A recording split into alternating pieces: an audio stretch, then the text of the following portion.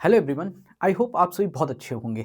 आज हम rapid revision series में आपके सामने जो टॉपिक लेके आए हैं वो स्पेक्ट्रोस्कोपिक टेक्निक है, जिसमें हम आपके सामने डिस्कस करेंगे यूवी, आईआर, एनएमआर, मास। इसको हम आपके सामने एक ही क्लास में डिस्कस करेंगे। स्टूडेंट्स, आपने जो भी नोट्स बनाए हैं आप अपने नोट्स को ओपन कर लीजिए और हमारे साथ जुड़ जाइए, और मैं आपको एक एक चीज़ को जो बहुत ही कंसाइज वे में और उन चीज़ों को डिस्कस करूँगा जो बहुत ज़्यादा इंपॉर्टेंट हैं, जिनसे आपके जीपैट में क्वेश्चन मोस्टली पूछे जाते हैं या पूछे जाने की सबसे ज़्यादा यहाँ पे टेंडेंसी जो आपसे पूछे जाएंगे। आप उनके ऊपर देखिए, मैं आपको एक एक चीज़ बिल्कुल बहुत ही अच्छे ढंग से लेके चलूँगा और बहुत ही शॉर्ट में सारी चीज़ों को हम एक साथ समझेंगे। और कुछ हम यहाँ पे एमसीक्यूज़ को भी डिस्कस करेंगे जो आपके प्रीवियस ईयर क्वेश्चन के ऊपर बेस्ड हैं। उनके हम एक अब साथ में आपके साथ जुड़ते हैं और एक एक चीज़ को समझते हैं। देखिए स्टूडेंट्स, पहली स्लाइड पर चलते हैं और उस चीज़ को हम समझेंगे।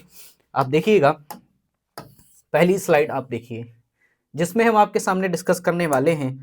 मैंने आपको अभी बताया इंट्रो में ही, यूवी विजुअल डिस्कस करेंगे, आईआर आपके सामने डिस्कस करेंगे, एनएमआर को डिस्कस करेंगे और साथ साथ में एमएस को, मास को भी हम डिस्कस करेंगे। आप बस पूरा ध्यान सिर्फ आप लेक्चर पर दीजिएगा, आपको एक एक चीज़ समझ आएगी। और जो चीज़ आप अपने नोट्स में आपने जो नहीं ऐड कर रखा हो वो आप ऐड कर लेना, और ये देखना कि ये चीज़ कहाँ कितनी रिलेवेंट है आपके लिए और कहाँ पे आप इसको किस तरीके से कॉन्सेप्ट के हिसाब से इसको याद कर सकते हैं। देखिए, मैं आपके सामने एक एक चीज़ को बहुत अच्छे ढंग से लेके चलूंगा। तो मैं स्टार्ट करता हूँ, आपका ज़्यादा टाइम वेस्ट ना करते हुए मैं सीधी पहली स्पेक्ट्रोस्कोपी आपके सामने ले लेता हूँ, जिसका क्या नाम है, यूवी स्पेक्ट्रोस्कोपी। ठीक है स्टूडेंट्स, देखिए सबसे पहली लाइन यहाँ पे लिखी हुई है, जो यूवी की रेंज होती है वो कितनी होती है, 200 से 800 नैनोमीटर होती है। अगर यहाँ से आपसे पूछी जाती है अल्ट्रावायलेट रीजन की पूछी जाती है, तो आपको पता है यहाँ से कितनी होती है, 200-400 नैनोमीटर रहती है। और साथ साथ में अगर आपसे विजुअल स्पेक्ट्रोस्कोपी की पूछी जाती है तो कितनी हो जाती है, 400 से 800 नैनोमीटर। ये मैंने आपको जब यूवी पढ़ाया था तब भी मैंने वहां पे बताया हुआ था, कोई दिक्कत नहीं है, मैं आपको फिर से एक बार बता दिया। और ये चीज हो गई, यहाँ पे क्या हो गया, यूवी की आपसे रेंज डिस्कस हो गई। और अब यहाँ पे प्रिंसिपल क्या होता है यूवी स्पेक्ट्रोस्कोपी का, आप जानते हैं इलेक्ट्रॉनिक ट्रांजिशन होता है। क्यों होता है इलेक्ट्रॉनिक ट्रांजिशन? होता क्या है आपके पास, देखिए आपको फिर से बताता हूँ, होता क्या है, यहाँ पे जो रेडिएशन सोर्स होता है, यहाँ पे जो आपकी रेडिएशंस निकलती हैं वो किस पे जाती हैं, आपके मॉलिक्यूल जो होता है मॉलिक्यूल पे पड़ती हैं। मॉलिक्यूल क्या करता है, लाइट को आपकी एब्जॉर्ब करता है। जब लाइट को मॉलिक्यूल एब्जॉर्ब कर लेता है, उसके बाद क्या होता है, उसमें जो इलेक्ट्रॉन होते हैं उनके बीच में क्या होता है, ट्रांजिशन होता है। ठीक है, ये बात आप समझ गए होंगे। और ट्रांजिशन होता है तो आपका जो इलेक्ट्रॉन होता है वो कहाँ से कहाँ जाता है, ग्राउंड स्टेट से एक्साइटेड स्टेट को जाता है। ठीक है, देखिए ये चीजें कौन कौन से होते हैं, एक होता है आपका सिग्मा टू सिग्मा स्टार, फिर कौन सा होता है, n to sigma star, pi to pi star और एन टू पाई स्टार यहाँ पे होता है। ठीक है, इस चीज को आप याद रखिए, ये होते हैं आपके इलेक्ट्रॉनिक ट्रांजिशन होते हैं ये। फिर हम आगे बढ़ते हैं और आपको बताते हैं, देखिए सबसे ज्यादा इंपॉर्टेंट ये देखिए, आप इसको पढ़िए एक बार, मैं आपको बताता हूं यहाँ पे, the n to pi star transition occurs at the longer wavelength what has lower intensity. ये बात आप याद रखना, ये आपसे एमसीक्यूज के रूप में पूछा जा सकता है कि यहाँ पे कौन सा ट्रांजिशन है जिसकी क्या होती है, लॉन्गर वेवलेंथ होती है, बट उसकी इंटेंसिटी क्या रहती है, लोअर रहती है। तो आप कौन सा टिक करेंगे उस जगह पे, एन टू, यहाँ पे पाई स्टार आप वहां पे टिक करेंगे। स्टूडेंट्स बहुत इंपॉर्टेंट, समझते रहिए सारी चीजों को। ठीक है, अब यहाँ पे पाई इलेक्ट्रॉन और जो आपके सिग्मा इलेक्ट्रॉन, पाई इलेक्ट्रॉन और एन इलेक्ट्रॉन्स हैं, इनके एग्जांपल्स क्या होते हैं। आप जानते हैं कि अगर किसी में सिंगल बॉन्ड है तो उसमें क्या होता है, सिग्मा इलेक्ट्रॉन्स होते हैं, और कोई ऐसा आपके पास मॉलिक्यूल जिसमें क्या हो, डबल बॉन्ड हो, तो वो क्या रहता है, पाई इलेक्ट्रॉन होते हैं। और किसी के पास यहाँ पे लोन पेयर हो तो वो आपके कौन सा होता है, एन इलेक्ट्रॉन होता है। ये चीज आपको पता होगी। ठीक है, और ये सारा डिस्कशन जो विजुअल स्पेक्ट्रोस्कोपी का होता है, एब्जॉर्प्शन का कॉन्सेप्ट किसने एक्सप्लेन किया था, बियर लैम्बर्ट लॉ ने एक्सप्लेन किया था। तो बियर लैम्बर्ट लॉ का जो फार्मूला आता है वो क्या होता है, ए इक्वल टू एप्सिलॉन सीएल होता है। इससे रिलेटेड आपसे चीजें पूछी जा सकती हैं, जिसमें सबसे ज्यादा इंपॉर्टेंट देखिए बियर लैम्बर्ट लॉ का यहाँ पे जो निकल के आता है, मैं आपको बताता हूँ। यहाँ पे सबसे ज्यादा इंपॉर्टेंट है कि आपका बियर लैम्बर्ट लॉ फेल कब होता है, जो भी आपने सैंपल लिया है, अगर आपने सैंपल जो क्यूवेट होती है उसमें आपने जो सैंपल लिया है, अगर वो यहाँ पे क्या है, हाई कंसंट्रेशन का है, तो समझ लीजिए आपका बियर्स लैम्बर्ट लॉ वहां पे फेल हो जाएगा, उस जगह पे नहीं बता पाएगा। तो ये भी आपसे क्वेश्चन बन सकता है, क्या पूछ सकते हैं कि बियर्स लैम्बर्ट लॉ किसके लिए एप्लीकेबल है। आपसे पूछ सकते हैं डाइल्यूट सॉल्यूशन के लिए, आपके डाइल्यूट सॉल्वेंट के लिए, डाइल्यूट सैंपल के लिए, या आपके क्या हो सकता है, बहुत ज्यादा कंसंट्रेटेड सैंपल के लिए। तो आप यहाँ पे याद रखिएगा क्या होता है, हाई कंसंट्रेशन पे आपका जो होता है बियर्स लैम्बर्ट लॉ क्या हो जाता है, स्टूडेंट पूरी तरीके से फेल हो जाता है। ये इस चीज में मैंने इस स्लाइड में सबसे ज्यादा इंपॉर्टेंट था, मैंने आपको बता दिया। नेक्स्ट आगे बढ़ते हैं हम लोग, चलिए आगे देखते हैं और आगे एक एक चीज को समझते हुए चलेंगे। देखिए सीधी सी बात है, एक चीज और देखिए, यहाँ पे जो सॉल्वेंट इफेक्ट बहुत ज्यादा इंपॉर्टेंट होता है, ये सॉल्वेंट इफेक्ट। सॉल्वेंट इफेक्ट पूछा जा सकता है आपसे जीपैट में, आपसे लिख के पूछ सकता है, ऐसे लिख देगा पाई टू पाई स्टार या सिग्मा टू सिग्मा स्टार ऐसे लिख सकता है और आपसे पूछ सकता है कौन सा ऐसा ट्रांजिशन होता है, कौन सा ऐसे मॉलिक्यूल होते हैं जो किस तरीके का ट्रांजिशन शो करते हैं, वो कौन से सॉल्वेंट वहां पे यूज होते हैं। तो आप देख लीजिए ऐसे यहाँ पे मॉलिक्यूल जिनमें कौन सा हो, पाई टू पाई ट्रांजिशन हो, पाई स्टार ट्रांजिशन हो या n to pi star transition हो, ऐसे मॉलिक्यूल जो होते हैं वो क्या होते हैं, यूवी के लिए एज अ सॉल्वेंट की तरह वर्क करते हैं। सबसे ज्यादा मोस्टली यूज सॉल्वेंट क्या होता है, इथेनॉल यहाँ पे यूज होता है, ये बात आप याद रखिएगा, ठीक है। फिर हम चलिए सॉल्वेंट इफेक्ट्स के बाद हटके सीधी सी बात पे हम एक बार क्रोमोफोर कॉन्सेप्ट पे चलते हैं। आपको पता है कोवेलेंटली बॉन्ड होते हैं, ठीक है।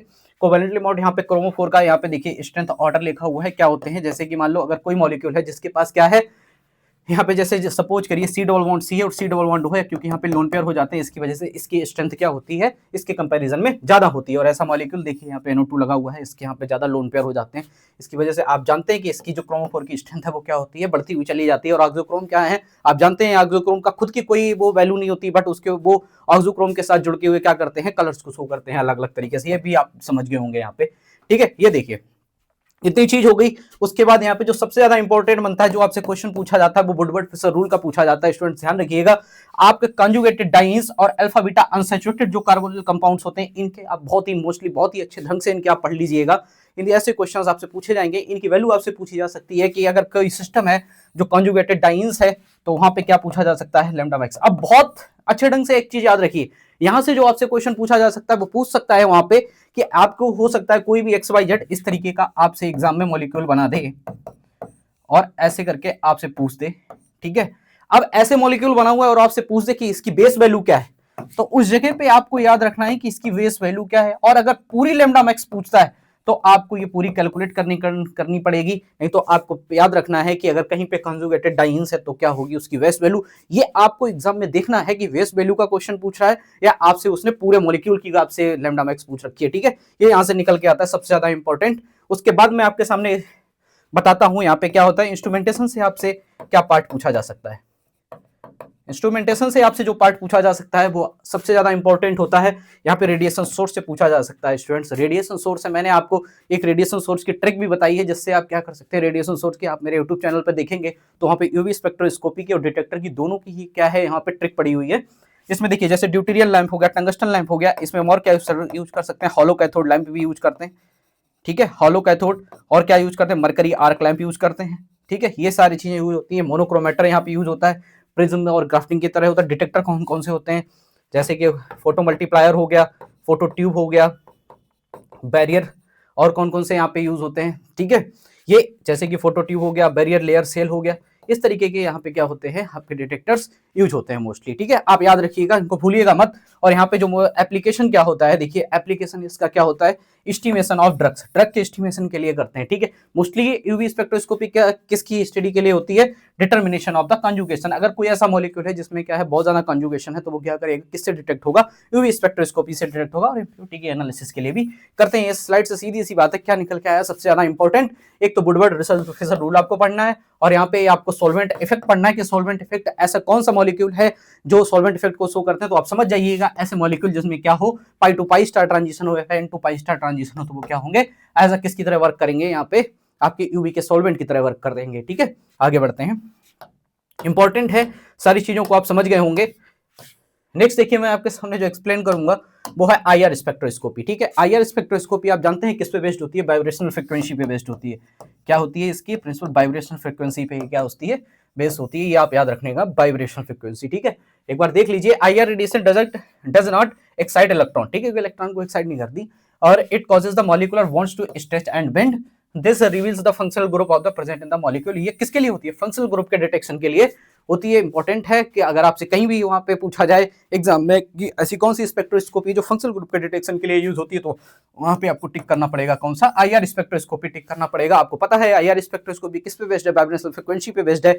जैसे ही मॉलिक्यूल होता है आपके पास, सपोज करिए मॉलिक्यूल है, ठीक है, यहाँ से रेडिएशन है, रेडिएशन किससे, आपसे मोनोक्रोमेटर से पास होकर आपके मॉलिक्यूल पे पड़ी, तो मॉलिक्यूल में क्या होगा, मॉलिक्यूल इसमें यहाँ पे क्या होगा, एक्साइटेड नहीं होगा यहाँ पे इलेक्ट्रॉन, यहाँ पे क्या होगा, जो मॉलिक्यूल में ये इस तरीके के, सपोज करिए आप, मैं ऐसे बना देता हूँ, ये जो एटम्स लगे हुए हैं, ठीक है, मॉलिक्यूल ये क्या करेगा, यहाँ पे बॉन्ड्स जो होते हैं वो क्या करने लगते हैं, वाइब्रेट करने लगते हैं, और जो वाइब्रेट करने लगते हैं इसीलिए इसको हम क्या बोलते हैं, वाइब्रेशन फ्रीक्वेंसी बोलते हैं। और सीधी सी बात है, जो आपका आईआर स्पेक्ट्रोस्कोपी का जो प्रिंसिपल है वो किस पे बेस्ड होता है, हुक्स लॉ पे बेस्ड होता है। आपसे पूछा जा सकता है कि हुक्स लॉ किससे रिलेटेड है, तो आपको वहां पे टिक करना पड़ेगा किससे रिलेटेड है, आईआर स्पेक्ट्रोस्कोपी से रिलेटेड है, ठीक है।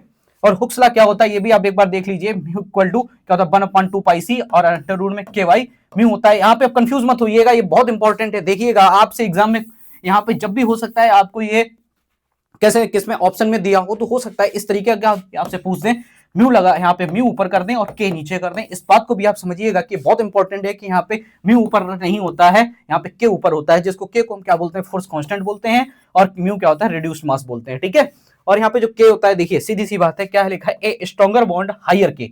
सीधी सी बात है, अगर कोई भी बॉन्ड अगर उसमें क्या है बहुत ज्यादा स्ट्रॉन्ग है तो वहां पे उसका के पे क्या फर्क पड़ेगा, तो उसका के क्या हो जाएगा, वहां पे फोर्स कांस्टेंट क्या होगा, बढ़ जाएगा, ये ध्यान रखिएगा, ठीक है। मॉलिक्यूल में जितना ही बॉन्ड स्ट्रांग होगा उतना यहाँ पे के क्या होगा, आपका ज्यादा होगा, ठीक है। देखिए कुछ यहाँ पे एग्जांपल लिखे हुए हैं, और देखिए सीधी सी बात है, आपका आईआर जो होता है, आईआर कब मॉलिक्यूल आपका जो होता है, मॉलिक्यूल जो होता है वो कब वाइब्रेट करता है, जब उसके डाइपोल मूवमेंट में क्या हो जाता है, कुछ ना कुछ बदलाव हो जाता है, कुछ ना कुछ उसमें चेंज हो जाता है। जैसे सपोज करिए अगर किसी भी मॉलिक्यूल का डाइपोल मूवमेंट जीरो है, अगर किसी भी मॉलिक्यूल का डाइपोल मूवमेंट जीरो है तो आप समझ लीजिए वो आईआर इनएक्टिव मॉलिक्यूल है। जैसे सपोज करिए यहाँ पे CO2 है, आप CO2 बनाइए, इस तरीके से बनाएंगे, ठीक है, इस तरीके से इसका डाइपोल मूवमेंट बनेगा तो एक दूसरे से कैंसिल आउट हो जाएंगे, तो क्या हो जाएगा, इनएक्टिव हो जाएगा।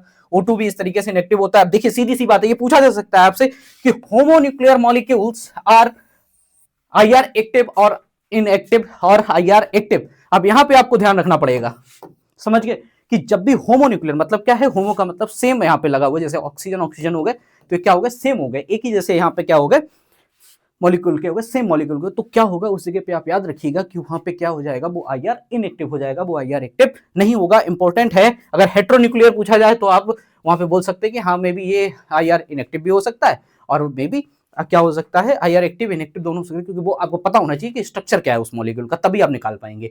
ये इंपॉर्टेंट है, एक बार समझ गए होंगे हुक्स लॉ किससे रिलेटेड है, हुक्स लॉ आपकी आईआर स्पेक्ट्रोस्कोपी से रिलेटेड है, क्या इसका फार्मूला ये भी आप समझ गए। कंफ्यूज आपको कहां पे करेगा, ये इस जगह पे कंफ्यूज कर सकता है, हो सकता है आपके एक ऑप्शन में आपसे इस तरीके से पूछे, दूसरे ऑप्शन में इस तरीके से पूछे, तो कंफ्यूज नहीं होना बिल्कुल भी, ठीक है। आगे बढ़ते हैं, आगे देखिए, आगे कुछ चीजें हैं यहाँ पे जो आपके वाइब्रेशंस पूछे जाते हैं, ठीक है। हो सकता है कभी आपसे वाइब्रेशन से क्वेश्चन पूछ दिया जाए, वाइब्रेशन से मोस्टली पूछ देते हैं, और वाइब्रेशन में दो चीजें सबसे ज्यादा इंपॉर्टेंट बनती हैं, कि स्ट्रेचिंग, दूसरी बेंडिंग। आपसे क्वेश्चन पूछा जा सकता है कि यहाँ पे आपसे लिख सकते हैं, वहां पे पूछ सकते हैं कि जो सिमेट्रिकल जो आपकी जो होती है यहाँ पे वाइब्रेशन, वो किस में होता है, स्ट्रेचिंग में होता है, बेंडिंग में होता है, तो आपको बताना पड़ेगा स्ट्रेचिंग में क्या होती है, सिमेट्रिक भी होती है, असिमेट्रिक भी होती है। बेंडिंग का क्लासिफिकेशन आप याद कर लीजिए, बेंडिंग में क्या होती है, सिजरिंग होती है, रॉकिंग होती है, बेगिंग होती है, ट्विस्टिंग होती है, ठीक है। मैं एक बार आपको फिर से बता देता हूँ सिजरिंग क्या होता है। सपोज करिए आपके पास कोई मॉलिक्यूल है, मैं सिर्फ इतना ही ले रहा हूँ, ठीक है। सीजनिंग में जिस तरीके से आपकी कैंची चलती है उस तरीके से क्या सपोज करिए इस तरीके से चलती है ना कैंची, तब क्या होगा, दोनों जो आपके यहाँ पे एटम्स हैं वो क्या हो रहे हैं, अपोजिट डायरेक्शन में जा रहे हैं, एक उधर जा रहा है एक इधर जा रहा है, तो क्या होगा उस जगह पे सीजनिंग होगी। और रॉकिंग में क्या होता है, देखिए आप बता देता हूं मैं आपको, रॉकिंग में क्या होता है, जो आपका एटम लगा होता है वो एक ही डायरेक्शन में भागते हैं, या तो दोनों इधर भागेंगे या तो दोनों इस साइड भागेंगे, ठीक है। ये क्या होता है, तभी इनको हम बोलते हैं इन प्लेन। देखिए आप समझ रहे हैं ना, एक ही प्लेन में जा रहे हैं, मतलब इस तरफ। अब ये यहाँ पे जो आपका आ जाता है बेगिंग और ट्विस्टिंग, इनको हम बोलते हैं आउट प्लेन। हर लाइन में एक ना एक क्वेश्चन छिपा हुआ है, इसलिए बहुत ज्यादा इंपॉर्टेंट हो जाती है स्पेक्ट्रोस्कोपी। देखिए बेगिंग में क्या होता है, बेगिंग में आपका एक, जैसे सपोज करिए, देखिए ये आपके पास मॉलिक्यूल, यहाँ पे जो आपके पास हाइड्रोजन लगे हुए हैं, जो भी आपके पास एटम, ये क्या करेंगे, आगे की तरफ जाएंगे, हो सकता है इस तरीके से पीछे की तरफ जाए, आगे की तरफ, दोनों इकट्ठे जाएंगे। अगर आगे पीछे जाएंगे तो क्या होंगे, दोनों ही एक साथ जाएंगे, ठीक है। लेकिन अगर एक आगे जा रहा है और एक पीछे जा रहा है, पीछे आगे इस तरीके से जा रहे हैं, तो उस जगह पे क्या हो जाएगी, ट्विस्टिंग हो जाएगी। इंपॉर्टेंट है, ध्यान रखिएगा स्टूडेंट्स, आप कंफ्यूज आप जहां पे होंगे वो बेगिंग और ट्विस्टिंग में होंगे, ठीक है। तो ये बात इंपॉर्टेंट है, इसको आप याद रखिएगा, इसको मत भूलिएगा, ठीक। उसके बाद हम आगे बढ़ते हैं, आपको कुछ देखिए इंपॉर्टेंट चीज बता देता हूं मैं। जो यहाँ पे देखिए जो कार्बोनिल आपका जो ग्रुप लगा होता है उसमें जो स्ट्रेचिंग ऑर्डर होता है, ठीक है। जैसे कि इसकी वैल्यू आप समझ लीजिए, यहाँ पे सपोज करिए आपकी वैल्यू मैं आपको बता देता हूँ 1600 के आसपास से स्टार्ट हो जाती है, किसकी, एसिड और ये एस्टर वगैरह एल्डिहाइड लगी होती है। तो आप याद रखिएगा कि यहाँ पे जो डिक्रीजिंग जो फ्रीक्वेंसी होती है सबसे ज्यादा एसिड, फिर एस्टर, फिर एल्डिहाइड, फिर कीटोन, फिर एमाइड की होती है, ठीक है। इनकी वैल्यूज आप इंपॉर्टेंट है, कुछ ही इंपॉर्टेंट है, उनको आप याद कर लीजिएगा। जैसे OH की, ठीक है, वो NH2 की जो 3500 के आसपास रहती है, आपसे पूछी जा सकती है, ठीक है। यहाँ पे देख लीजिए आप, हाइड्रोजन बॉन्डिंग का क्या पैटर्न इन्फ्लुएंस हो सकता है। अगर आपके मॉलिक्यूल में हाइड्रोजन बॉन्डिंग नहीं है तो आप समझ लेना कि जो आपको पीक मिलेगी वो आपको क्या मिलेगी, यहाँ पे थोड़ी सी नैरो मिलेगी। और अगर आपके मॉलिक्यूल हाइड्रोजन बॉन्ड दे रहा है तो आपकी पीक क्या मिलेगी, थोड़ी सी ब्रॉड मिलेगी। क्वेश्चन आपसे पूछा जा सकता है ऐसा मॉलिक्यूल जिसमें हाइड्रोजन बॉन्डिंग प्रेजेंट हो तो उस जगह पे उसकी पीक क्या होगी, ब्रॉड हो जाएगी कि नैरो हो जाएगी। क्वेश्चन आपसे पूछा जा सकता है एग्जाम में, ऐसे क्वेश्चन पूछे जाएंगे ऐसी जगह, क्योंकि जिन ऐसे क्वेश्चन जिसमें आपको थोड़ा सा दिमाग लगाना पड़ रहा है वो क्वेश्चन मोस्टली पूछे जाते हैं। देखिए लिमिटेशन क्या होता है, IR can't give the complete structure, क्योंकि आईआर जो है वो पूरी तरीके से आपका स्ट्रक्चर को इलुसिडेट नहीं कर पाता है। आईआर जो आपको सिर्फ यहाँ पे वैल्यू बताएगा वो आपको क्या बताएगा, सिर्फ फंक्शनल ग्रुप को डिटेक्ट करेगा। किसको डिटेक्ट करेगा, आप आगे से याद रखिएगा, फंक्शनल ग्रुप डिटेक्शन। ऐसी स्पेक्ट्रोस्कोपी जो क्या करती है, फंक्शनल ग्रुप को डिटेक्ट करती है। कौन सी स्पेक्ट्रोस्कोपी होती है स्टूडेंट्स, आईआर स्पेक्ट्रोस्कोपी होती है। यहां से आप समझ गए होंगे। और हुक्स लॉ किस पे बेस्ड होता है, आईआर स्पेक्ट्रोस्कोपी पे बेस्ड होता है, ये भी आप याद रखिएगा। देखिए मैं आपको इसका जो प्रैक्टिकल टूल किट मतलब क्या हो गया, इसका इंस्ट्रूमेंटेशन में सबसे ज्यादा इंपॉर्टेंट हो जाता है कि इसमें कौन कौन से आपके रेडिएशन सोर्स हैं, कौन कौन से इसमें डिटेक्टर्स यूज होते हैं। रेडिएशन सोर्सेस में जो यूज होते हैं वो कौन कौन से होते हैं, देखिए मैं आपको पहले बता देता हूँ। ग्लोबर होता है, नेक्स्ट ग्लोबर यूज होता है, इनकैंडेसेंट वायर होता है, मरकरी आर्क लैंप यहाँ पे यूज होता है। ये 3-4 चीजें आप याद रखिएगा, आप नोट डाउन करते जाइए अपने नोट्स में, यहाँ पे भी देखिए लिख के दिया है मैंने। और उसके बाद यहाँ पे एक देखिए बहुत ज्यादा इंपॉर्टेंट चीज, सबसे ज्यादा इंपॉर्टेंट जो आपसे पूछा जा सकता है, देखिए अगर आपके पास सॉलिड सैंपल है तो आपको कौन सी प्लेट यूज करनी है, केबीआर प्लेट यूज होती है। ठीक है, ध्यान रखिएगा कि इन आईआर स्पेक्ट्रोस्कोपी केबीआर प्लेट कब यूज होती है, तो आपको टिक करना पड़ेगा। जब आपका सैंपल क्या हो, सॉलिड, तो केबीआर प्लेट आपको सिलेक्ट करनी है। और अगर आपके पास जो भी आपका सैंपल वो क्या हो, लिक्विड हो, तो कौन सी प्लेट आप यूज करेंगे, तो NaCl की प्लेट यूज करेंगे। अगर आपका जो यहाँ पे सैंपल है वो क्या है, गैस है, तो आपको कौन सी यूज करनी पड़ेगी, गैस सेल यूज करनी पड़ेगी। इंपॉर्टेंट है, सारी चीज याद रखिए। और मैंने आपको इंस्ट्रूमेंटेशन बता दिया है, डिटेक्टर यहाँ पे यूज होते हैं, फोटो मल्टीप्लाई, फोटो ट्यूब्स जो आपके यूज होते हैं। और उसके साथ साथ में इसमें आपका जो यूज होता है सबसे ज्यादा यहाँ पे आप ध्यान रखिएगा, एक होता है बोलोमीटर जो यहाँ पे यूज होता है। और यहाँ पे एक चीज इंपॉर्टेंट हो जाती है सबसे ज्यादा कि यहाँ पे डायनोड का भी यूज होता है, वो भी आपको याद रखना पड़ेगा। ठीक है, आगे बढ़िए, आगे देखिए सारी चीजें हो गई कंप्लीट। ये भी याद रखना कि फंक्शनल ग्रुप डिटेक्शन के लिए कौन सी स्पेक्ट्रोस्कोपी यूज होती है, तो कौन सी रहती है आपके फंक्शनल ग्रुप डिटेक्शन के लिए, आईआर स्पेक्ट्रोस्कोपी यूज होती है। ठीक है, चलिए आगे बढ़ते हैं। अब देखिए जो आपके सामने तीसरी स्पेक्ट्रोस्कोपी यहाँ पे डिस्कस करूंगा वो है एनएमआर स्पेक्ट्रोस्कोपी। कौन सी, एनएमआर बहुत ज्यादा इंपॉर्टेंट हो जाती है एनएमआर स्पेक्ट्रोस्कोपी। और एनएमआर में अगर आपसे पूछा जाए, न्यूक्लियर मैग्नेटिक रेजोनेंस होता है, यहाँ पे अगर आपसे रेफरेंस पूछा जाता है तो कौन सी यूज करते हो आप, यहाँ पे टेट्रामेथाइल, यहाँ पे टेट्रामेथाइल यूज करते हो, टीएमएस यूज करते हो, जिसकी यहाँ पे जो केमिकल सेप्टर वैल्यू रहती है वो क्या रहती है, यहाँ पे 0 रहती है, यहाँ पे पीपीएम 0 पीपीएम रहती है। उसके बाद देखिए सबसे ज्यादा इंपॉर्टेंट यहाँ पे जो क्वेश्चन आपसे पूछा जा सकता है आपसे एग्जाम में कि यहाँ पे कौन सा मॉलिक्यूल होता है, वो जो होता है क्या होता है, एनएमआर एक्टिव। तो आपको बताना पड़ेगा न्यूक्लियाई, ऐसा न्यूक्लियाई जिसके पास क्या हो, ऑड मास नंबर हो या फिर ऑड एटॉमिक नंबर हो, तो वो क्या होगा, वहां पे एनएमआर एक्टिव होगा। ठीक है, ठीक, आप समझ गए होंगे। ऐसा मॉलिक्यूल, ठीक है, जो अपफील्ड शो हो रहा हो। ठीक है, अपफील्ड का मतलब क्या होता है, जैसे सपोज करिए मैं आपको एनएमआर का ग्राफ बताता हूं। जैसे सपोज करिए एनएमआर का ग्राफ इस तरीके से आता है, क्योंकि जो 0 होता है ये हम मान लेते हैं किसको, टीएमएस होता है। ठीक है, अगर आपका जो जैसे कि मान लीजिए जिसका हाई पीपीएम है, बहुत ज्यादा हाई पीपीएम है, तो वो क्या हो जाता है, डाउनफील्ड। जो टीएमएस से दूर जा रहा है वो क्या हो जाता है, डाउनफील्ड हो जाता है। और जो टीएमएस के पास रहता है उसको हम क्या बोलते हैं, अपफील्ड। ठीक है, ये बात आप याद रखना, ये बात बहुत इंपॉर्टेंट है, कभी कभी पूछी जाती है कि अपफील्ड जो होता है उसका पीपीएम लो होता है कि हाई होता है, तो आप याद रखेंगे कि अपफील्ड का पीपीएम क्या होता है, लो होता है। और यहाँ पे डाउनफील्ड का जो पीपीएम होता है वो क्या होता है, यहाँ पे हाई होता है। इंपॉर्टेंट है, याद रखिएगा। ठीक है, यहां से पूछा जा सकता है कि केमिकल शिफ्ट जो होता है आपका, ये जो केमिकल शिफ्ट रहता है यहाँ पे, ये किसमें नापते हैं आप, तो आपको याद रखना है ये किसमें आपका नापा जाता है, पीपीएम में, पार्ट्स पर मिलियन में आपका नापा जाता है। ठीक है, सबसे ज्यादा ये चीज इसमें इतनी इंपॉर्टेंट हो गई। मैं आगे और बढ़ता हूँ, आपको सारी चीजें बताता चलता हूँ इसमें क्या क्या इंपॉर्टेंट है, एक एक चीज को आप समझते जाइएगा, अपने नोट्स में ऐड करते जाइएगा। और आगे बढ़ते हैं हम। देखिए अब आगे मैं जो आपको बताऊंगा इसमें 2-3 चीजें मैं बताऊंगा, स्पिन स्पिन कपलिंग बताऊंगा। अभी मैं आगे की स्लाइड में मैंने जो कवर कर रखा है पास्कल ट्रायंगल भी मैं आपको बताऊंगा, कैसे कैसे आपको यहाँ पे किस तरीके से आप केमिकल शिफ्ट को लिखते हैं। और देखिए यहाँ पे कपलिंग कांस्टेंट याद रख लीजिए, कपलिंग कांस्टेंट क्या होता है, कपलिंग जो आपकी जो पिक्स होती है ना उनके बीच में निकलता है कपलिंग कांस्टेंट। अभी आप उस लेवल पे नहीं है, अभी आप जस्ट प्रिपरेशन कर रहे हैं, जब मास्टर्स करेंगे तो आप सही रंग से पढ़ेंगे कपलिंग कांस्टेंट कैसे निकलता है। लेकिन अभी आपके लिए जो इंपॉर्टेंट है वो कपलिंग कांस्टेंट है, जो हर्ट्ज इसकी यूनिट होती है। याद रखिएगा, बहुत इंपॉर्टेंट, केमिकल शिफ्ट की जो यूनिट होती है वो पीपीएम रहती है, और जो यहाँ पे कपलिंग कांस्टेंट की यूनिट रहती है हर्ट्ज रहती है, दोनों में कंफ्यूज मत होइएगा, हो सकता है आप केमिकल शिफ्ट में हर्ट्ज टिक कर दो और इसमें जो आपका कपलिंग कांस्टेंट है इसमें बीपीएम टिक कर दो। तो ये याद रखना है, एक बार अपने नोट्स में फिर से आप क्लियरिफाई कर लीजिए कि किसका क्या यूनिट है, ठीक है। अब देखिए ये बहुत इंपॉर्टेंट पूछा जाता है कि D2O क्या होता है। देखिए सीधी सी बात है, जो आपका NMR होता है वो तो आपका प्रोटॉन प्रोटॉन के बीच में इंटरेक्शन बताता है या तो कार्बन के बीच में इंटरेक्शन बताता है, आपको पता है। कभी कभी क्या होता है D2O से इसलिए ये यहाँ पे यूज होता है कि जैसे सपोज करिए कभी कभी पीक को समझना मुश्किल हो जाता है कि ये जो पीक आई है वो किसकी है, OH की है NH की है, हम समझ नहीं पाते हैं। तो उस जगह पे क्या करा जाता है, D2 एक्सचेंज किया जाता है, उसमें आपका जो सैंपल होता है उसमें D2 ऐड कर देते हैं। तो वो क्या करता है, जो आपका ये यहाँ पे हाइड्रोजन होता है ये क्या बन जाता है, OD हो जाता है, और ये क्या हो जाता है ND2 NH2 बन जाता है, NH2 का जो होता है वो ND बन जाता है। इस वजह से ये पीक क्या हो जाती है, इस जगह पे मिस हो जाती है, ठीक है। अगली बार अगर आपसे पूछा जाए कि अगर NMR स्पेक्ट्रा में OH या NH की पीक क्यों डिसअपियर हो जाती है, तो आप बता देना किसकी वजह से डिसअपियर हो जाती है, D2O एक्सचेंज की वजह से वो डिसअपियर हो जाती है, ठीक है। इस बात को याद रखना। और आगे चलते हैं, मैं आपको थोड़ा सा और बता देता हूं। देखिए जो आपका यहाँ पे कार्बन NMR है वो क्या होती है, जिसकी नेचुरल अबंडेंस कितनी है, 1.1% होती है।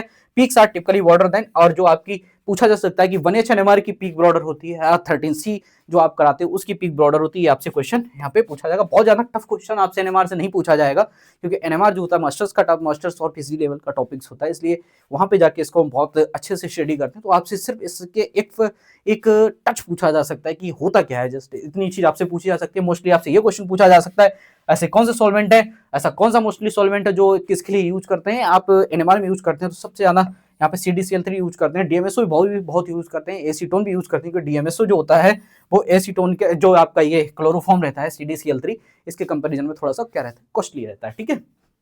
अब जो आपकी स्पिन स्पिन कपलिंग है N+1 रूल, वो मैं आपको आगे की स्लाइड में दिखाता हूं। देखिए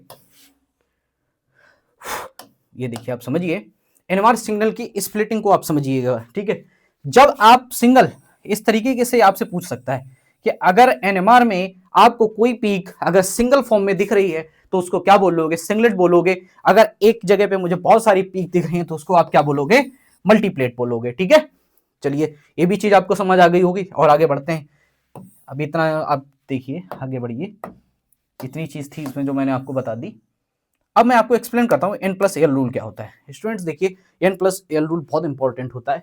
N+ रूल ऐसे होता है, जैसे सपोज करिए आपके पास ये मॉलिक्यूल है CH2 और ये आपके पास CH3, तो पूछा जाता है जैसे ये CH3 है, अब CH3 की आपसे पूछ सकता है कि CH3 की जो पीक आएगी वो सिंगलेट आएगी, डबलेट आएगी, ट्रिपलेट आएगी, क्या आएगी, तो आप यहाँ पे बता नहीं पाएंगे। तो हमेशा क्या होता है, जिस हाइड्रोजन की आपकी जिस कार्बन जहां पे ये जैसे मान लो ये 1 नंबर हो गया, 2 नंबर हो गया, ये 3 नंबर हो गया, आपसे 1 नंबर की पूछी जा रही है कि 1 नंबर पे जो लगा हुआ आपका जो CH3 है इसकी जो पीक होगी वो क्या आएगी, डबलेट आएगी, सिंगलेट आएगी, ट्रिपलेट। तो आपको ध्यान रखना है, बगल में जाइए तुरंत देखिए कितने हाइड्रोजन है, 2 हाइड्रोजन है, यहाँ पे रूल लगा दीजिए N+1 का, कितना हाइड्रोजन 2 + 3, तो मतलब क्या बन के आएगी, ट्रिपलेट बन के आएगी, समझ गए। इसलिए इसको बोलते हैं क्या, ट्रिपलेट रूल, इसको हम बोलते हैं क्या, स्पिन रूल बोलते हैं। N+L रूल बनते हैं कि जितना आपके बगल वाले में जितने हाइड्रोजन होंगे उसमें +1 कर दीजिएगा तो आप समझ जाएंगे, ठीक है। जैसे देखिए एक सिंपल केस है, इसको समझिए। जैसे सपोज करिए यहाँ पे ये क्या लिखा हुआ है, CH3, क्लियर। इस CH3 के बगल वाले में आप देखेंगे जो कार्बन, उस कार्बन के पास देखिए कितने हाइड्रोजन है, क्या इसके बगल में कोई हाइड्रोजन है क्या, नहीं है। यहाँ पे क्या है, सीधा कार्बन लगा हुआ है, तो मतलब बगल वाला जो हाइड्रोजन है उससे कोई इंपैक्ट नहीं पड़ रहा, मतलब क्या हुआ 0+1, क्योंकि 0 क्या, क्योंकि वहां पे कोई भी हाइड्रोजन नहीं है, तो क्या होगा, हो जाएगी इसकी सिंगलेट पीक हो जाएगी, समझ गए, ये चीज थी। इसलिए यहाँ पे क्या लिखा हुआ है, ये सिंगलेट आई हुई है, इसलिए यहाँ पे क्या लिखा है, 1 पीक। आगे बढ़िए। अब ये देखिए थोड़ा सा इंपॉर्टेंट है, जैसे क्या समझिए, जैसे सपोज करिए ये वाला है, ठीक है, एक दो लगे हुए हैं ना कार्बन। अब सपोज करिए जैसे कि मैंने इसको A नंबर, जैसे देखिए यहाँ पे लिखा ही हुआ है, ये A है और ये E है, ठीक। अब इसके बगल में देखिए, इस कार्बन के बगल में देखिए कार्बन लगा हुआ है, इस पे कितने हाइड्रोजन लगे हैं स्टूडेंट्स, 2 हाइड्रोजन लगे हैं, तो क्या हो जाएगा 2+1 मतलब 3, क्या बनेगा इसका, इसकी जो पीक आएगी वो क्या बनेगी, ट्रिपलेट, क्या बनेगी, ट्रिपलेट बनेगी। और यहाँ पे देखिए जो ये वाला कार्बन है, यहाँ पे कितने हाइड्रोजन लगे हुए हैं, 2 लगे हुए हैं, ठीक है, और इसके बगल में कितने हैं, 3 हैं, तो आप क्या करोगे, 3+1 हो जाएगा, मतलब क्या हो जाएगा 4, तो 4 को हम क्या बोलेंगे यहाँ पे, क्वार्टेट। ये इंपॉर्टेंट है, याद रखना, क्वार्टेट बन के आएगी 1 2 3 4, ठीक है।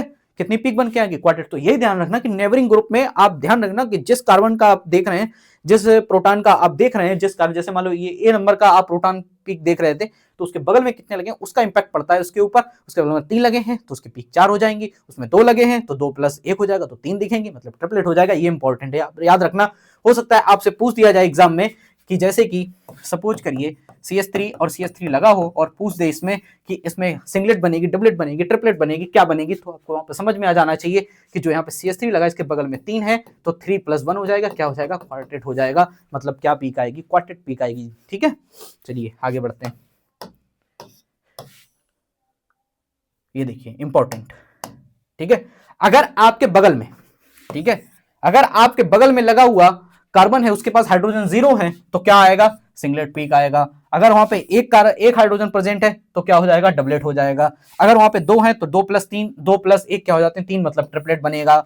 और यहाँ पे n+3 है, अरे n = 3 है तो क्या बनेगा, क्वार्टेट बनेगा। ठीक है, और n+n4 है तो वहां पे क्या बनेगा, क्विंटेट बनेगा। अब आप समझ रहे होंगे ये क्या लिखा हुआ है, ये 1 1 1 2 1, ये होती है इंटेंसिटी। कैसे, जैसे 1 है तो मान लीजिए ऐसी रहेगी, अब 1 1 है, दोनों की इंटेंसिटी क्या रहेगी, सेम, इसलिए देख लीजिए यहाँ पे हाइट सेम है।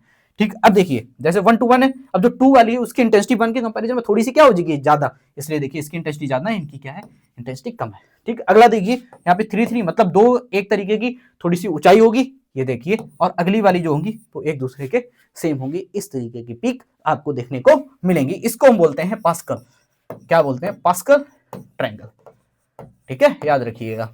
चलिए आगे बढ़ते हैं।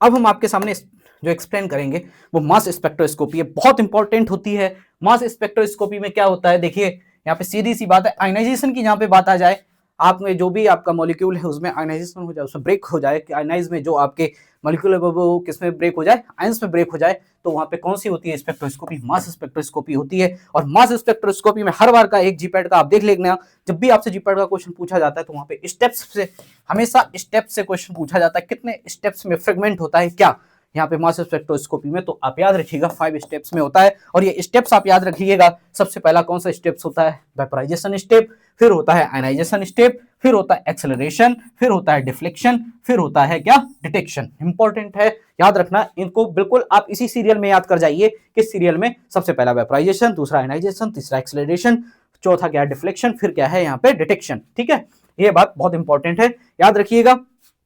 और यहाँ पे फ्रेगमेंटेशन कैसे होता है, देखिए फ्रेगमेंटेशन ऐसे होता है, जो आपका वीकेस्ट बॉन्ड है, जो सबसे ज्यादा वीक है, वो क्या होता है, सबसे पहले ब्रेक होगा। ठीक है, फिर fragmentation favours the formation of the most stable carbocation, फिर किसकी तरफ जाता है, कार्बोकेटाइन की तरफ जाता है, कार्बोनाइन की तरफ नहीं जाता है, याद रखिएगा कार्बोकेटाइन की तरफ जाता है। क्वेश्चन पूछ सकते हैं आपसे कार्बोनाइन या कार्बोकेटाइन का पूछ सकते हैं, और वहां पे ऑप्शन में होगा तो आप कंफ्यूज मत होइएगा, किस पे टिक करना है आपको, कार्बोकेटाइन पे टिक करना है। ठीक है, चलिए आगे बढ़ते हैं। और देखिए यहाँ पे जो सबसे ज्यादा इंपॉर्टेंट होता है, जो आपसे मास फ्रेगमेंटेशन होता है, उसमें सबसे ज्यादा पहला क्वेश्चन निकल के आता है, मैक्लाफर्टी रीअरेंजमेंट से पूछा जाता है। मैक्लाफर्टी रीअरेंजमेंट कहाँ कहाँ एप्लीकेबल है, तो कब एप्लीकेबल है, देखिए सबसे ज्यादा कब एप्लीकेबल है, आपके पास ऐसा मॉलिक्यूल होना चाहिए जिसके पास क्या हो, कार्बोनिल यहाँ पे ग्रुप होना चाहिए, मतलब उसमें CO जरूर प्रेजेंट हो। ऐसा मॉलिक्यूल जिसमें CO है तो वो क्या कर लेता है, पहली कंडीशन को फुलफिल कर लेता है, किसकी, मैक्लाफर्टी रीअरेंजमेंट की। और अगर आपके पास उसमें क्या है, गामा कार्बन के पास अगर कोई हाइड्रोजन एटम है, गामा कार्बन के पास हाइड्रोजन एटम है, तो ही वो क्या करेगा, मैक्लाफर्टी रीअरेंजमेंट को फॉलो करेगा, वरना नहीं करेगा। ध्यान रखिएगा, अल्फा कार्बन हो और उसके पास क्या हो, हाइड्रोजन भी होना चाहिए, इंपॉर्टेंट है, ये बात होनी चाहिए, तभी वो क्या करेगा, यहाँ पे मैक्लाफर्टी रीअरेंजमेंट को फॉलो करेगा। ठीक है, उसके बाद देखिए यहाँ पे जो सबसे ज्यादा इंपॉर्टेंट हो जाता है, बेस पीक क्या होता है, बेस पीक क्वेश्चन में आ जाता है, बेस पीक के बारे में पूछा जाता है। The most abundant ions in the spectrum, जो सबसे ज्यादा यहाँ पे क्वांटिटी में हो, उसको क्या बोलोगे, बेस पीक बोलोगे। Assigned the relative intensity of the 100%, सबसे ऊंची पीक आपको दिखाई दे रही है, उसको क्या बोलोगे, आप बेस पीक बोलोगे। ठीक है, इंपॉर्टेंट है। और ये देखिए आप यहाँ पे, ये ओवरलैपिंग पीक्स होती है, और जब इनको आप अलग कर लोगे, जब आप क्या करोगे यहाँ पे, जैसे इसको थोड़ा सा रिजोल्यूट करोगे तो क्या होगी, आपको पीक क्या होगी, दूर दूर दिखाई देने लगेंगी। इसका एप्लीकेशन क्या होता है, मोस्टली यही रहता है, precise the molecular weight determination के लिए वही होता है, मोस्टली हम इसका वेट डिटर्मिनेशन के लिए ही करते हैं। जैसे सपोज करिए आपने कोई भी, जैसे ये बेंजीन होगी, कुछ भी लगा लीजिए, आपका कोई भी XYZ ये मॉलिक्यूल हो गया, और इसका जो आपने यहाँ पे कैलकुलेट किया C हाइड्रोजन कितने कितने लगे, सपोज करिए इसका 240 आपको मिलता है। और आप जब इसकी यहाँ पे कौन सी स्टडी करते हैं, जब आप इसकी मास स्टडी करते हैं, तो आपको यही मिलनी चाहिए, 240 241 के आसपास आपको मिलना चाहिए, क्योंकि ये इंपॉर्टेंट होता है, ये आपसे पूछा जाता है, यही सबसे ज्यादा इंपॉर्टेंट है। ठीक है, ये देखिए यहाँ पे सपोज करिए आपको स्ट्रक्चर को इलिसिडेट करना था, आपके पास कोई अननोन कंपाउंड था, आपको नहीं पता आपको क्या करना है। तो सबसे पहले आप याद रखिए कोई आपके पास अननोन सैंपल है, अगर आपको मॉलिक्यूलर वेट उसका जानना है तो आपको कौन सी स्टडी करनी पड़ेगी, मास स्पेक्ट्रोस्कोपी, ठीक है। अगर आपको क्या करना है उसमें फंक्शनल ग्रुप का डिटेक्शन करना है तो आप क्या करोगे, आईआर स्पेक्ट्रोस्कोपी को यूज करोगे। आपने अगर उसमें कंजुगेशन सिस्टम देखना है तो आपको क्या यूज करना है, यूवी विजुअल स्पेक्ट्रोस्कोपी यूज करनी है। आपको अगर क्या करना है उसमें हाइड्रोजन कनेक्टिविटी देखनी है तो आपको क्या यूज करना है, एनएमआर, जो आपका फाइनल इल्यूसिडेट करके देता है, ठीक है। जब आप ये सारी चीजें कर लेते हैं तो आपको पता लग जाता है, ठीक है। चलिए आगे बढ़ते हैं। एक बार जस्ट ऐसे ही मैं आपके सामने छोटी चीज है बिल्कुल एक बार हाईलाइट कर देता हूँ। यूवी विजुअल स्पेक्ट्रोस्कोपी कब, कंजुगेशन से रिलेटेड, तो क्या होगा यूवी विजुअल, ठीक है। आईआर में क्या होगा आप समझ रहे होंगे, फंक्शनल ग्रुप के डिटेक्शन के लिए, ठीक। एनएमआर क्या होता है यहाँ पे, मोस्टली कनेक्टिविटी बताता है, कनेक्टिविटी स्केलेटन को बताता है, हाइड्रोजन हाइड्रोजन कार्बन कार्बन। मास का यहाँ पे क्या रोल होता है, the base peak is the most abundant, सबसे टालेस्ट जो पीक होती है उसको क्या बोलते हैं यहाँ पे बेस पीक बोलते हैं। याद रखिएगा सबसे टालेस्ट पीक जो आपकी मास स्पेक्ट्रोस्कोपी में होती है वो कौन सी होती है, स्पेक्ट्रोमेट्री में, वो होती है आपकी बेस पीक होती है, ठीक है। तो उसके बाद ये देखिए एक बार यहाँ पे लिखा हुआ भी है कि अगर यहाँ पे ब्रोमीन पे एटम जो भी आपका लिखा हुआ है, ठीक है, 21 रेशियो में डिवाइड हो जाता है। तो उसके बाद आप चलिए ये देखिए आ गए, ठीक है। यहाँ पे जैसे कि ये आप एक बार और देख लीजिए द ट्रैप्स, यहाँ पे क्या लिखा हुआ है, जो भी मैंने आपको बताया है यूवी विजुअल स्पेक्ट्रोस्कोपी कब यूज होती है, यूवी विजुअल स्पेक्ट्रोस्कोपी के बारे में थोड़ा सा हाईलाइट कर दिया है। यहाँ पे आईआर के बारे में लिखा हुआ है कि अगर कोई ऐसा मॉलिक्यूल कब इनेक्टिव होगा, अगर डाइपोल मोमेंट चेंज नहीं हो रहा है तो वो क्या हो जाएगा, आईआर इनेक्टिव रहेगा, ठीक है। होमोन्यूक्लियर है तो क्या रहेगा, आईआर इनेक्टिव रहेगा। ड्यू एक्सचेंज में एनएमआर में क्या हो जाता है आप समझ रहे होंगे, अगर OH लगा है NH लगा है तो आप नहीं समझ पा रहे तो वहां पे क्या हो जाएगा, ये D2 एक्सचेंज होगा, ठीक है। उसके बाद एनएमआर इंडिपेंडेंस क्या हो जाता है, यहाँ पे समझिएगा एनएमआर में जो केमिकल शिफ्ट होता है और जे कपलिंग, आप याद रखिएगा केमिकल शिफ्ट जो होती है वो किस में होती है आपकी, यहाँ पे पीपीएम में रहती है, और आपकी जे कपलिंग होती है वो आपकी किस में होती है, हर्ट्ज में रहती है, ठीक है। यहाँ पे इंपॉर्टेंट है। और ये देखिए मास में क्या रहती है, फ्रेगमेंटेशन होता है, सबसे ज्यादा स्टेबल जो होता है कार्बोकैटायन थर्ड पहले जाता है, फिर सेकंड, फिर वन। ये आपसे पूछा जा सकता है कि जो कार्बोकैटायन है उसमें किस तरीके से फ्रेगमेंटेशन होता है, उसमें फ्रेगमेंटेशन पहले होता है, पहले टर्सरी होता है, फिर आपका सेकेंडरी होता है, फिर आपका प्राइमरी होता है, ठीक है। चलिए ये चीज आपको, आई होप आपको सारी चीजें समझ आ रही होंगी। ये बस ये जस्ट एक ग्राफ की बात है। अगर इस तरीके का ग्राफ जो आपको देखते हैं, जब आपको इस तरीके का ग्राफ मिलता है ये, तो क्या होता है, ये यूवी का ग्राफ होता है, आपका आईआर का ग्राफ इस तरीके से होता है। एनएमआर में ये देखिए आप जो पीक दिख रही होंगी एनएमआर का ग्राफ होता है। मास में आपको इस तरीके से मिलती है, मोस्टली इस तरीके का जो आप पीक देखते हो ऐसे कुछ होती है, इसी से मिलती जुलती है। अब कार्बन का भी आता है, ठीक है। ये हो गया एक तरीके से ग्राफ का स्टडी, ठीक है।